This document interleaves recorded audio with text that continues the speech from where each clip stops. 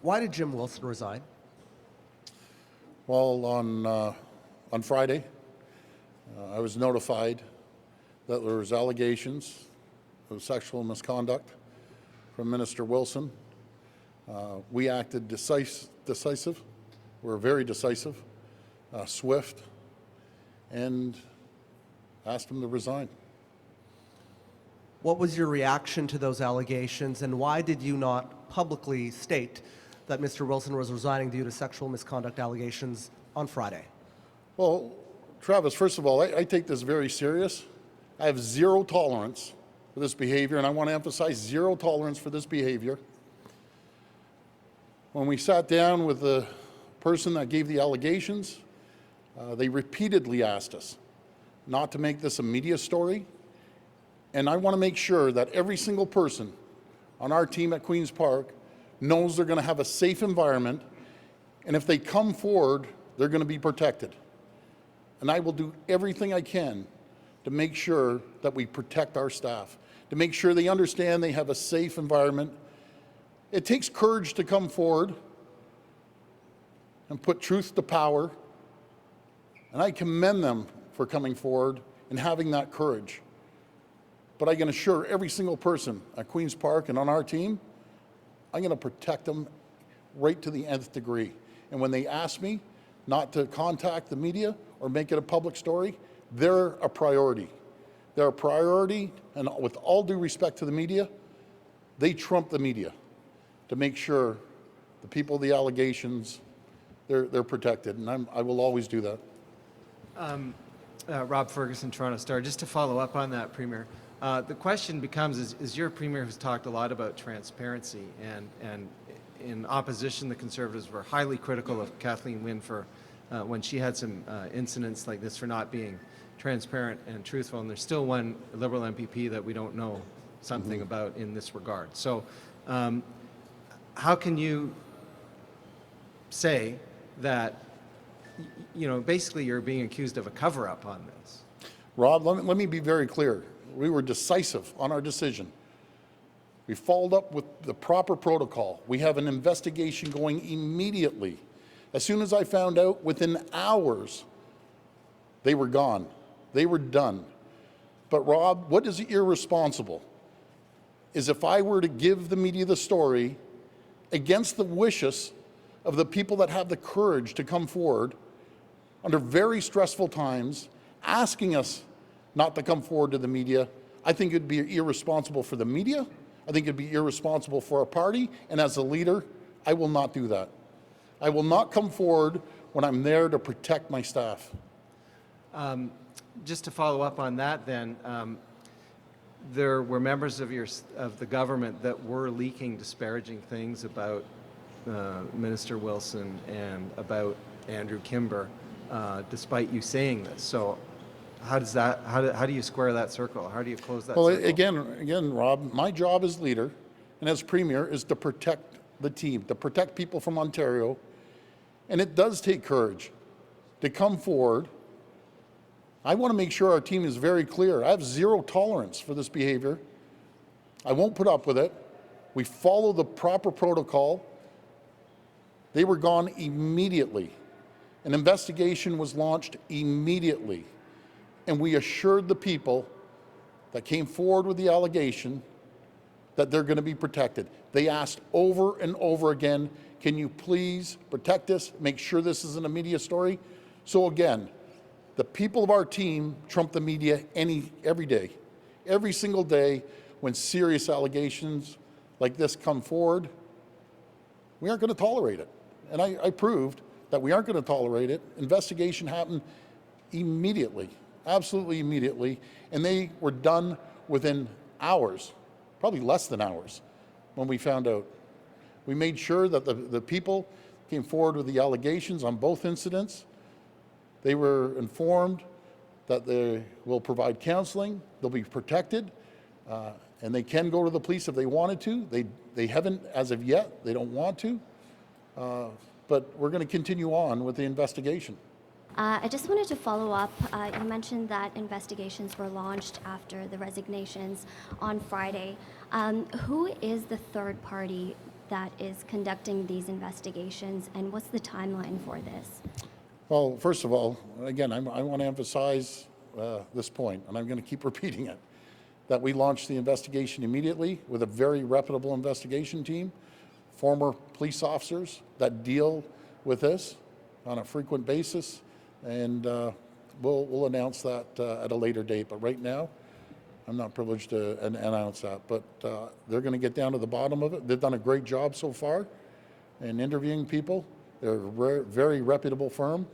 Again, they were former police officers that dealt with these situations, and they've been doing a great job, and I have all the confidence that they're going to give us everything that we need. Okay, and are you going to commit to releasing the results or the report from these investigations? My number one priority is to protect the people that came forward. As I said, it takes so much courage to come forward, and they're worried about so many different items. They have to know they're going to work in a safe environment under our administration, and if any other allegations come forward, they're going to be protected. Every single person that's come forward, they said, I need to be protected for so many reasons. That's my highest priority, is to make sure they're okay, they get any counseling they need. They're always going to be protected under my watch. And we take this seriously. I have zero tolerance for this, as I think I demonstrated on Friday. Within hours, they were gone, done. Yes, Cynthia. Hi, Premier. Hi. Can you comment about the bombshell revelations about Tony Clement last night? And it seems a lot of male politicians are getting themselves into trouble these days. What is your advice to them, and where do you personally draw the line on bad behavior? Well, Cynthia, I found out this morning about Tony Clement. I understand it's under RCMP investigation, and I believe he's stepped down. Again, I have zero tolerance for that behavior. I can't comment on what the federal party is going to do, but I have zero tolerance for that. Very simply. So what is your message, though, and where exactly is the line on bad behavior? What are you telling your own MPPs on what they can and cannot do? Can they date people in the party at Queen's Park? Can they send them late night messages? Like, where are the lines? I think you have to be respectful of each other. No matter if it's a male, a female, you have to be respectful. And depending on what the message says, if they're being disrespectful, that's unacceptable. And I think most people know what is respectful and what's not respectful. I think every single person in this room knows what being disrespectful is. And being disrespectful, I won't tolerate it. They'll be done quicker than they can say their name. They'll be out the door. And I've made that message very clear to our caucus, our team, our staff. But I want to make sure the staff understands that they're going to be able to walk into my office, their manager's office, at any given time if an allegation comes up, and they're going to be protected. I'll protect them with my life. Hi, Yes, Premier. Lucas Myers, News Talk 1010. Yes. I do have a question on another matter, but I just want to go back to the first question that Travis asked with regards to what happened on Friday. The original statement from the office was that it was about addiction issues. And it was. And let me answer that question. so, yeah, so if you could clarify Okay, how I'll- much I'll of it be- was I'll addiction, be how much very- was the allegation? I'll be very clear. The addiction issue is a real issue. Mr. Wilson has gone to rehab. Following that, immediately after, they said there's been allegations. And the person that came forward with the allegations has to be protected. And I'm gonna protect that person, no matter who it is. And it was so important to this person. And again, I use the word courage because that's what it takes. It takes courage to come forward and confront people that do this. But we acted immediately. We launched an investigation as soon as we heard it, and I'm not going to put up with it. I just won't put up with it. But I want to make sure our staff knows that my door is open, their manager's door is open at any given time. So to be very precise, if it comes between telling the media and protecting someone, I'm protecting someone. I'm just going to do it. It's nothing against the media. I think everyone in the media understands that. I'm sure it's happened at your own companies. It has happened at your own companies, actually. And you want to protect the person over anything. So in that case, I guess the follow-up would be if it was both the addictions and the allegations, was the allegations something that just kind of, it went over the line? Or? No, the allegations, as soon as we mentioned the allegations without the investigation, I think we're going down a rocky road there after this person came forward and asked us numerous times to make sure it's not a media issue. You know, the media are pretty smart people. Okay, that's Doug Ford saying the media are smart people. It would take about 3 seconds to figure out who this person was. And I'm not going to do that to this person. Hi, Premier. Colin DeMello from Hi, CTV Colin. News. You said earlier that Jim Wilson was asked to resign. Did he resign of his own accord, or was he asked to resign? He was asked to resign. And he did so after He did. that. If he had not resigned, were you willing to fire him? He would have been fired instantly.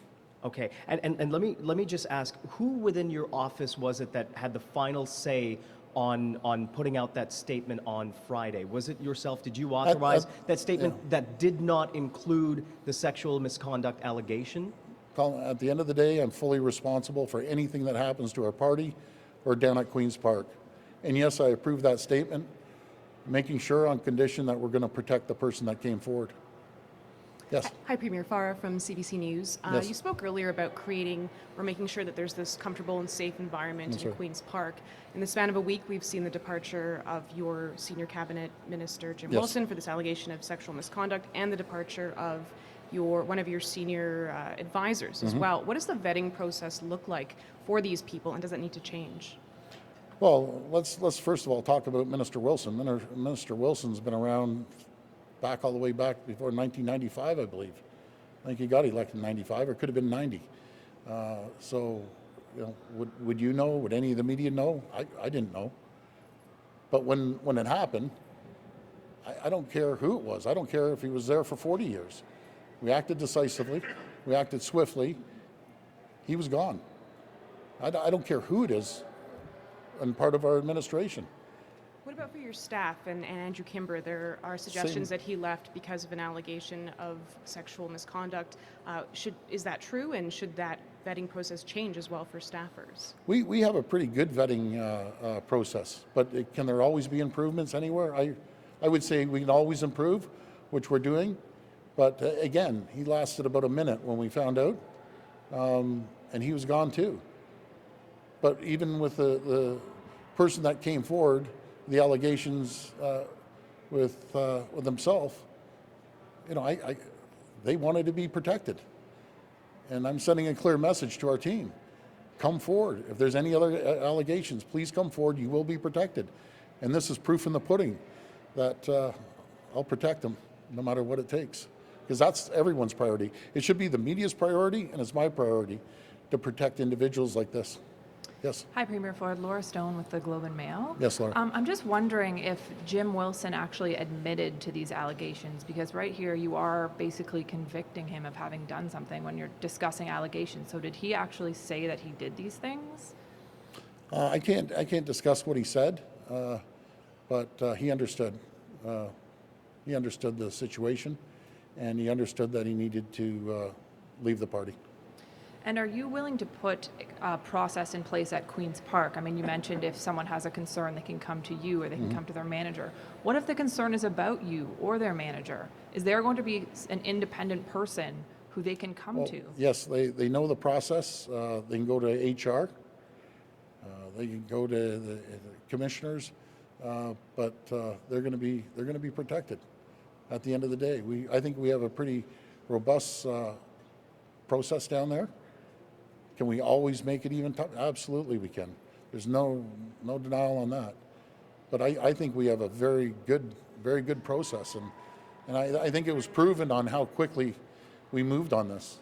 I'll move as quick in the future if there is any allegations in the future, and I just pray to God there isn't. I really do. I want to make sure that it's not just our party, all parties, anyone that works at Queen's Park, they should have they have the right to be able to walk in and feel safe in their work environment like anyone in Ontario should. Premier, hi. Sean Jeffries, Hi, Sean. Canadian Press. It's been 5 days, 6 days since the initial report of Mr. Wilson's resignation took place. Why has it taken the government so long to clarify that there were actually allegations of sexual misconduct here? Well, let's just add up, not that it makes a difference. It was Friday afternoon, it's Wednesday morning, but that doesn't matter if it was 4 or 5 days. Again, we launched this investigation. It would have been careless, reckless, premature to go out there without us knowing.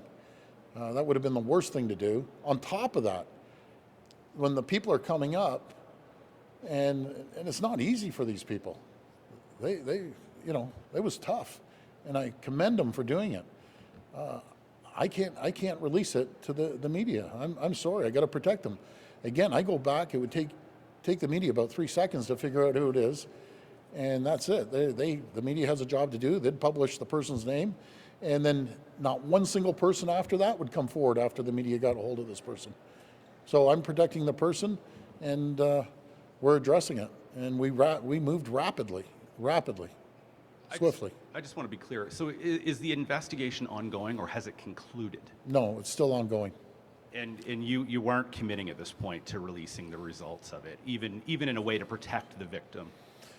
No, because the victims are saying they don't want the media. Now it's turned into a big media situation, which I understand. It's not the media's fault, and it's not the people that came forward's fault. It's the two people that did this. It's their issue. They're done. They're gone. See you later. Now our job is to make sure that we have a safe working environment, which we will, and I truly believe we have, and to make sure that there's not one single stone unturned. We're going to turn over every single stone, talk to every single person, and that takes a while. We have quite a few people, and right across the board. But I think we're sending a very clear message that this isn't going to be tolerated. It just won't be. All right, thank you very much, everybody. And thank you for your time today, everyone. Thank you. Appreciate it.